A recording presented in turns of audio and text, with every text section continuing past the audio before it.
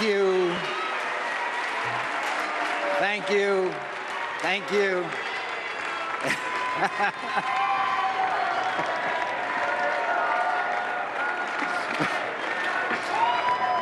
Thank you. Thank you very much.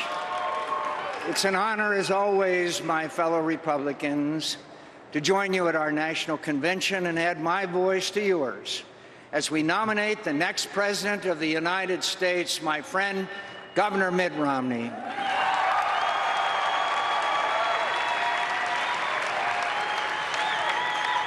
You know, I had hopes once of addressing you under different circumstances. But our fellow Americans had another plan 4 years ago, and I accept their decision. I've been blessed for so long to play a role in our nation's affairs that I'm conscious only of the debt I owe America, and I thank you for the honor.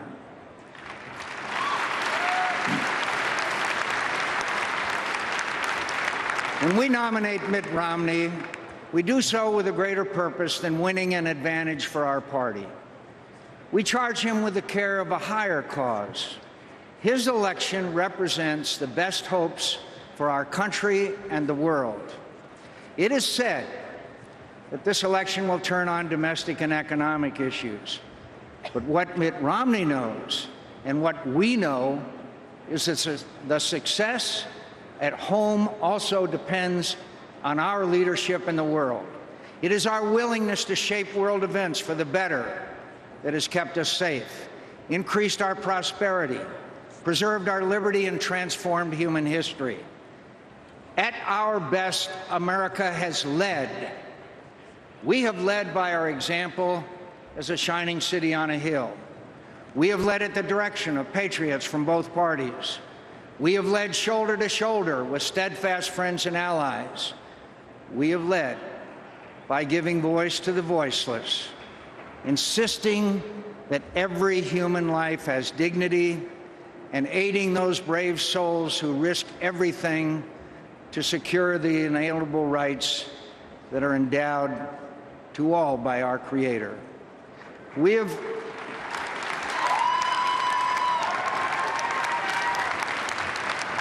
led with generous hearts, moved by an abiding love of justice, to help others eradicate disease, lift themselves from poverty, live under laws of their own making, and determine their own destinies.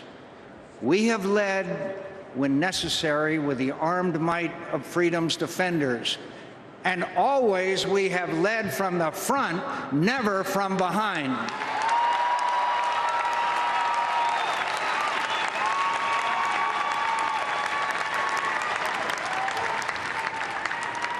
This is what makes America an exceptional nation. It's not just a matter of who we are, it's the record of what we have done. It is the responsibility that generation after generations of Americans has affirmed and carried forward. It is the cause that many Americans have sacrificed everything, absolutely everything, to defend, and when they've gone into battle, as they do today, they have done so with a conviction that the country that sent them there is worth their sacrifice, that it stands for something more than the sum of our individual interests. May God bless all who have served, all who serve today, as He has blessed us with their service.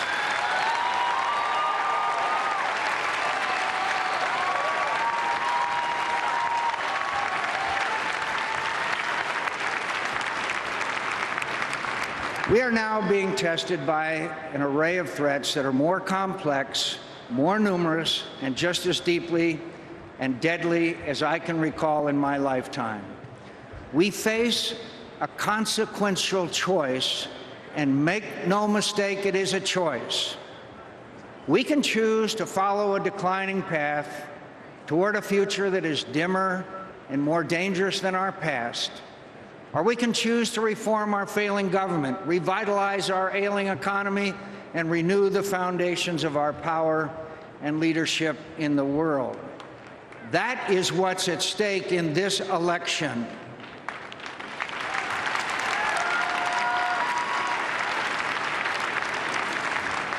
Unfortunately, for 4 years, we've drifted away from our proudest traditions of global leadership, traditions that are truly bipartisan. We've let the challenges we face both at home and abroad become much harder to solve. We can't afford to stay on that course any longer. We can't afford to cause our friends and allies from Latin America to Europe to Asia to the Middle East, and especially in Israel, a nation under existential threat, to doubt America's leadership.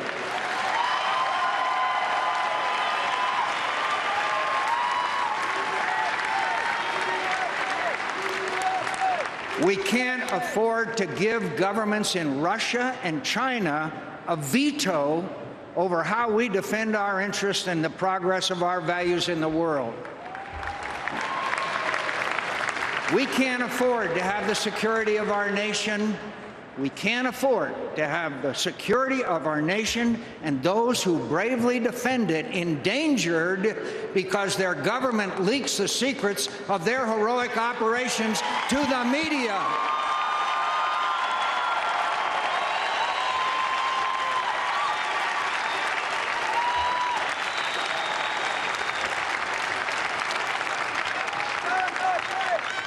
I believe we can't afford to substitute a political timetable for a military strategy.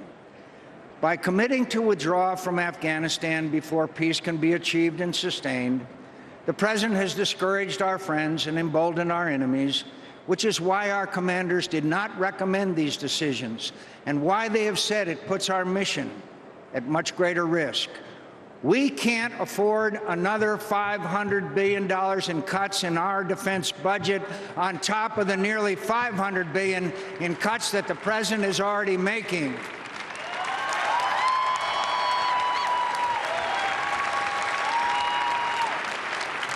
His own Secretary of Defense has said that cutting our military by nearly $1 trillion would be devastating. And yet, the President is playing no leadership role in preventing this crippling blow to our military. A wise congressman from Wisconsin has said, our fiscal policy and our foreign policy are on a collision course. And that man is our next Vice President, Paul Ryan.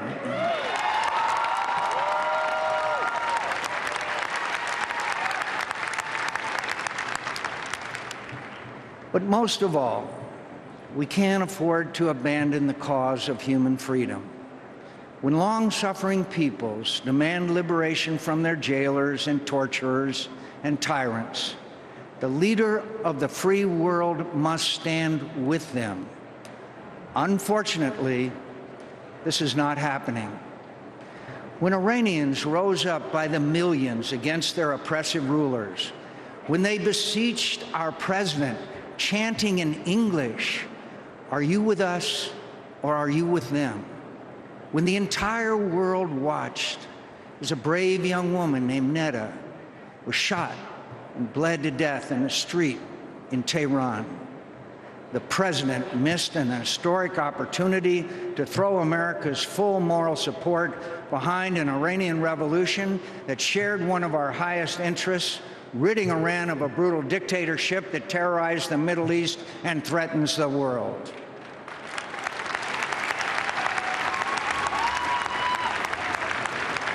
The situation is far worse in Syria.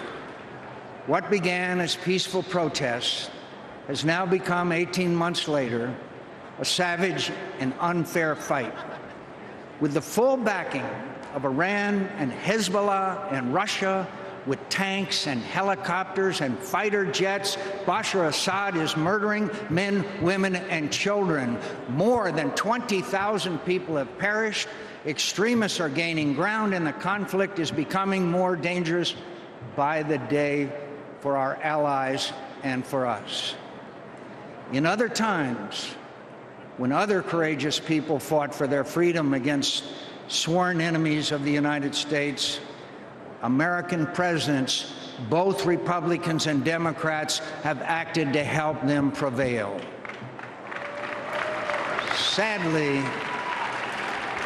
Sadly, for the lonely voices of dissent in Syria and Iran and elsewhere in the world who feel forgotten in their darkness, and sadly for us as well, our president is not being true to our values.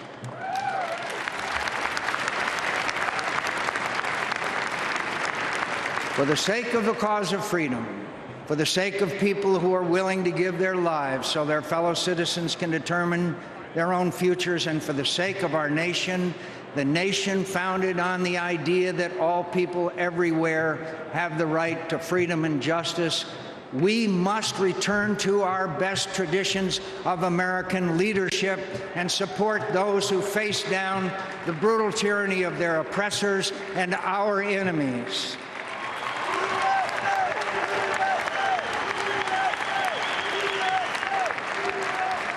My friends, across the world, people are seizing control of their own destinies. They are liberating themselves from oppressive rulers, and they want America's support. They want America's assistance as they struggle to live in peace and security, to expand opportunity for themselves and their children, to replace the injustices of despots with the institutions of democracy and freedom. America must be on the right side of history.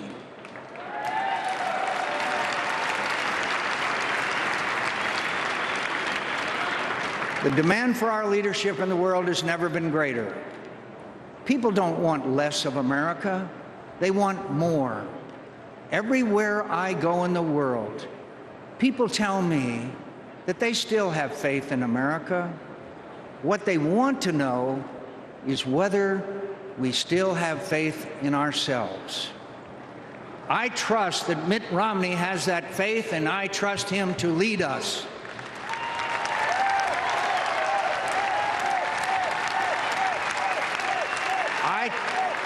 I trust him to affirm our nation's exceptional character and responsibilities.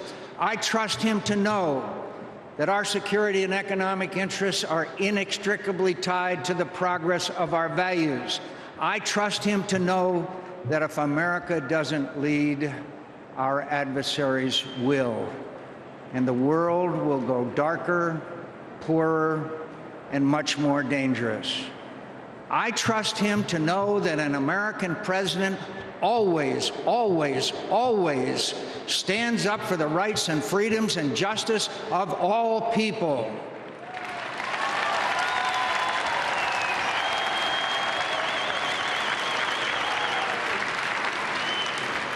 I trust Mitt Romney to know that good can triumph over evil, that justice can vanquish tyranny, that love can conquer hate, that the desire for freedom is eternal and universal, and that America is still the best hope of mankind.